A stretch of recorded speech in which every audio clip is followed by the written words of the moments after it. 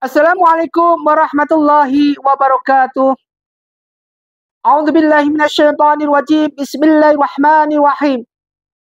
Wal 'asri innal insana lafi khusrin illal ladzina amanu wa 'amilus solihati wa tawassaw bil haqqi wa tawassaw bis sabr.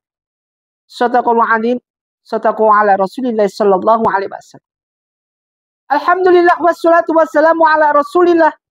La haula wala quwwata illa billah. Asyhadu an la ilaha illallah wa asyhadu anna Muhammadar Rasulullah, amma ba'd.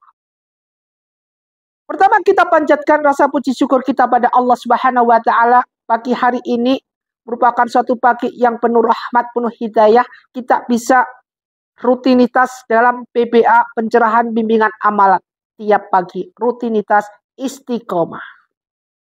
Salawat dan salam mari kita haturkan pada junjungan kita Nabi Muhammadin sallallahu alaihi wasallam, sebagaimana firman-firman Allah di situ disebutkan, innallaha wal malaikatahu yusholluna 'alan nabi ya ayyuhalladzina amanu shallu 'alaihi wasallimu taslima. Ma'asyiral muslimin muslimat rahimatullah, dimuliakan Allah Subhanahu wa taala. Sesuatu yang sering kita lalui, sesuatu yang kadang-kadang kita tinggalkan, kemudian kita datang lagi. Sesuatu yang kadang-kadang sering kita datangi, kemudian kita jenguk lagi. Ini merupakan suatu teka-teki. Di mana teka-teki ini merupakan teka-teki dunia yang harus dipecahkan. Bagaimana kita menjadi hamba Allah yang bisa memecahkan ini. Sesuatu yang kita tinggalkan, kemudian kita jenguk lagi. Sholat yang kita tinggalkan, kemudian kita koreksi lagi. Jangan sampai sholat ini kita tinggalkan. Jangan sampai sholat ini kita campakkan begitu saja. Perintah-perintah Allah yang lain seperti zakat, seperti sedekah, seperti apa, ini sering kita lalui. Tetapi sering kita jenguk. Tetapi apa yang terjadi? Belum tentu amalnya diterima oleh Allah Subhanahu wa ta'ala. Sinonimnya, semua apa yang kita lakukan ini tidak lepas dari apa yang dinamakan dengan hal yang berbau keberanian. Berani kita pada suatu hal yang bertujuan untuk kebenaran. Benar karena Allah, benar karena kita menjalankan perintah-perintah Allah dan menjauhi semua larangan Allah. Benar karena kita melawan apa? Musuh-musuh Allah. Mereka yang jihad. Bismillahirrahmanirrahim. Ya ayyuhalladzina amanu, wahai orang-orang yang beriman. Idza laqitumu, jika kalian bertemu. Ini kalau andainya kita bertemu. Alladzina kafaru zahfa. Jadi alladzina kafaru zahfa. Jika bertemu orang-orang yang kafir, zahfa, yang akan menyerang kalian. Jadi ketemu orang kafir yang akan menyerang kita. Fala tuwalluhum, maka janganlah. Jadi di sini fala tuwalluhum, maka janganlah berpaling. Adbara, punggung kalian untuk mundur. Artinya apa? Ketika kita menghadapi segala hal yang berbau waqul jahaqu wa zaqal batil, innal batila kana zaqa, jangan pernah kita merasa diri kita mundur dengan apa yang dinamakan musuh-musuh Allah. Maka keberanian ini paling penting buat kita, paling penting harus kita tonjolkan bagi hamba-hamba Allah yang beriman. Masa sama jin, sama demit, sama hantu, takut semua. Bukan kita tidak meyakini, kita yakin dengan hal-hal yang gaib. Yakin adanya jin, yakin adanya iblis, tetapi bukan untuk kita takut.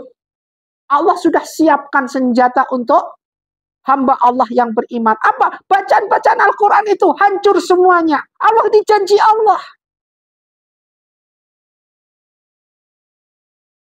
Karena jin ini tempatnya macam-macam. Ada jin muslim ini tempatnya mereka-mereka yang menjadi ahli ibadah. Orang ahli ibadah ini tempatnya jin-jin muslim di situ. Kadang-kadang Pernah ada suatu yang saya lihat, orang di ruqyah, dibaca dengan ayat surat Al-Baqarah dan tetek mengek, jinnya juga bisa. Hafal juga. Jin juga tempatnya di lubang-lubang. Kemudian di kamar mandi. Kalau di kamar mandi jangan lama-lama antum di kamar mandi. Kenapa? Di situ banyak sekali hal-hal yang akan bisa menjerumuskan. Makanya orang kalau jatuh di kamar mandi biasanya bablas, lanjut. Sebaliknya mereka yang tidur, mau tidur. Rasulullah aja berpesan ketika kamu tidur, bacalah dengan bacaan-bacaan yang sudah ditentukan. Bacalah subhanallah bihamdi subhanallah azim. Baca Al-Ikhlas. Baca doa mau tidur. Supaya apa? Supaya kita kalau tidur nggak kebablasan. Tidur ini latihannya orang mati. Ketika kita mau mati, alangkah baiknya antum ambil air wudhu dulu. Kemudian sholat witir. Kemudian baca apa yang namakan surat Mulk. Kemudian baru berangkat tidur. Insya Allah akan dijamin oleh Allah, tidak akan kita bablas, tidak akan kita ditindih, atau apa yang dinamakan penghuni-penghuni yang nggak bisa kita lihat. Posisi kita lagi tidur, dihimpit dengan mereka-mereka yang berbau iblis, berbau hantu, berbau ghost, dan gondorwo tetek mengek. Kenapa mereka bisa mendekati kita? Karena kita tidak pernah wudu, kita tidak suci. Mereka tidur, asal tidur aja, mau main game, enak main game, bablas tidur. Berdoa, kagak. Sholat witir, kagak. Baca Al-Ikhlas, apalagi. Ayat kursi, enggak belas. Surat Mulk, enggak hafal. Kalau tradisi seperti ini dijalankan, wajar. Kalau mereka tidur bablas. Padahal di sini sebutkan, fala tuwalluhum adbaro. Janganlah kalian berbalik dengan punggung kalian meskipun itu cuma sedikit. Jangan sampai mundur. Waman yuwallihim yauma idzin waman yuwallihim, dan barang siapa yuwallihim berbalik yauma idzin pada waktu itu, zuburahu punggungnya illa mutakharifa, kecuali untuk berbelok ke arah kiri. Dikitali untuk tetapi berperang, au mutakhari, atau hendaknya menggabungkan diri.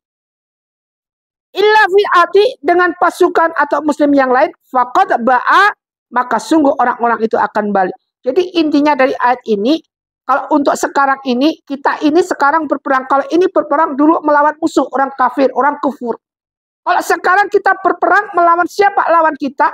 Yaitu iblis. Ketika Rasulullah SAW pulang perang Badar, salatullah salamullah ala toha rasulillah, salatullah salamullah ala yasin habibillah. Pulang perang Badar. Kemudian apa? Rasulullah ditanya sahabatnya, ya Rasulullah, apakah ada nanti perang yang lebih besar daripada perang Badar ini? Jawaban baginda Rasulullah, ada. Ada sahabatku, di mana nanti umatku perang melawan hawa nafsu, yang semua itu dengan pasukan-pasukannya ratusan miliaran ribuan, yaitu pasukan iblis nggak kelihatan. Benar kan? Sekarang kita dihadapkan dengan pasukan yang seperti itu. Berapa ratus setiap hari masuk ke kita, dan sudah diingatkan. Jin itu masuk salah satunya ketika kita menguap. Katanya kalau menguap ditutupi, kenapa? Jin bisa masuk ke situ. Kalau sudah masuk ke dalam tubuh kita, bagaimana mengeluarkannya? Apalagi kalau kita tidak pernah membaca-baca ayat. Ketika kita sering membaca ayat Al-Quran, setiap hari 1 juz, 2 juz, 3 juz, bagus. Dia akan kuat dia dalam tubuh kita, dia lari ke pirit-pirit ini, janji Allah. Iqra bismi rabbikal ladzi khalaq, khalaqal insana min 'alaq, iqra wa rabbukal akram. Bacalah ini. 1 ayat, 2 ayat, kalau bisa 1 juz, 2 juz, 3 juz tiap hari, tiap pagi, mau menjelang tidur. Bisa begini, bagus. Karena ini merupakan suatu hal yang untuk mentameng diri kita, untuk melawan perang kita melawan pasukan-pasukan iblis. Coba kalau misalkan ini Allah perlihatkan iblis. Ini suatu misal. Allah ini perlihatkan iblis. Misalkan salah satu contoh. Salah satu kotak di kamar mandi. Misalkan itu diperlihatkan iblis ada di kamar mandi. Kira-kira antum atau kita semua berani enggak ke kamar mandi?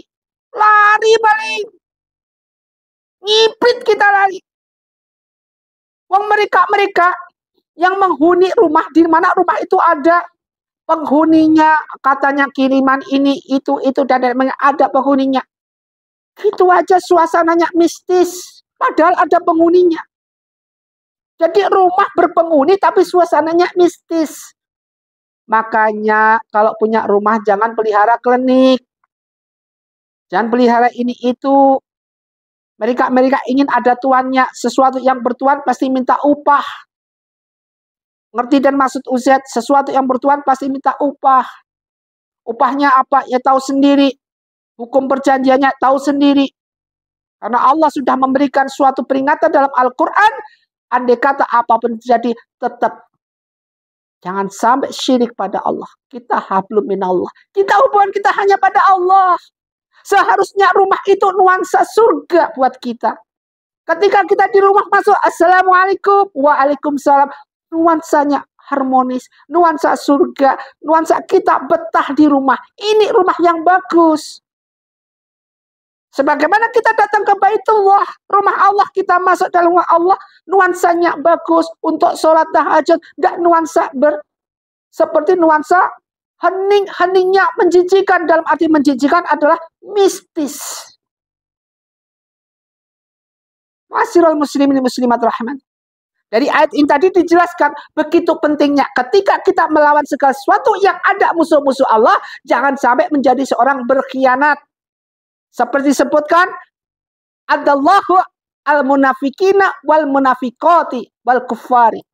Jadi benar-benar kita jangan menjadi orang-orang yang takut, pengecut. Sebagaimana diceritakan dalam tokoh pewayangan ada sebagai sengkuni. Ketika pertarung, ketika sudah musuhnya mau menang, dia pura-pura lari dia. Ini yang dibenci Allah. Padahal ini kesempatan kita hadapi semua. Kalau kita mati syahid, mau takut dia lari. Masya Allah. Sebaliknya kan kita ini, ketika kita menghadap segala sesuatu, kita bangun tidur jam 3. Sudah disebutkan dalam Al-Quran, wa minal laili fatahajbihi nafilatalak. Asa ayyab'atsaka rabbuka maqaman mahmud. Sepertiga malam bangunlah. Allah menunggu kita. Untuk apa? Untuk minta apa? Dikabulkan oleh Allah Subhanahu wa ta'ala. Dikabulin.